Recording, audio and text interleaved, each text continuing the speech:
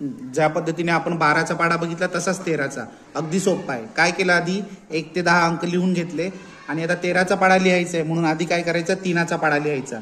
3 1 3, 3 2 6, 3 3 9, 3 चौक 12, 3 5 15, 3 सक 18, 3 7 21, 3 8 24, 3 9 27 आणि 3 10 30.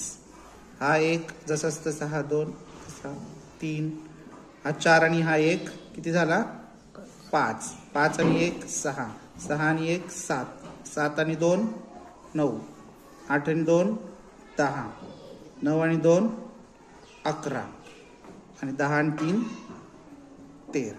13 1 13, 2 26, 13 39, 13 चौक 52, 13 5 65, 13 7 78, 13 7 91, 13 8 104, 13 9 117 आणि 13 10 130.